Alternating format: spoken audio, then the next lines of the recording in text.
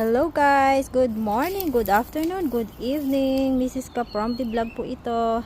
Guys, nandito nga tayo ngayon sa backyard. Yan, yung backyard ng bahay ng amo ko. Marami pong damo. Magbubunot ng damo dito sa backyard. Kasi ano na, matataas na. Matataas ang damo. Ayan, hanggang doon. Yan. Ito yung una kong ginamasan. Yan, malinis na siya guys. Ito. Hindi ko na na-videohan kanina. Pero yan, binunot ko na yung mga matataas na damo. Ito, yung mga binunot ko. Ayan, hanggang doon. Ayun, yun yung masukal pa na banda. Tsaka dito. Yan, masukal pa yan guys. Hanggang doon sa likod. At tsaka dito. And then doon. So, yan ang aking project ngayong week. Yan ang aking gagawin guys. So, update ko kayo kapag nagamasan ko na siya. Pag nalinisan ko na siya.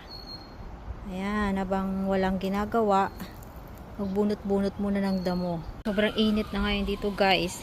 Ang temperature po ngayon ay 36 degrees. Yan, parang Pilipinas na din.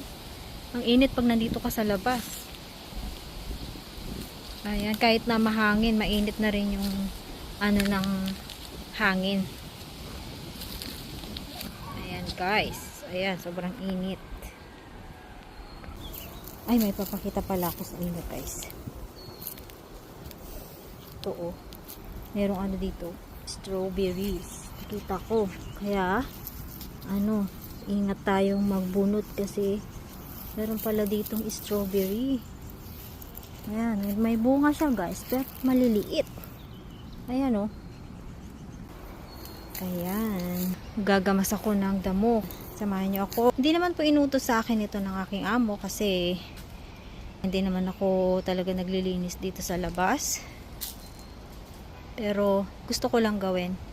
Ayan oh, ito guys, maano to, matalas yung ano niya. May tinik. Para malinis naman dito sa kanilang playground dito sa backyard.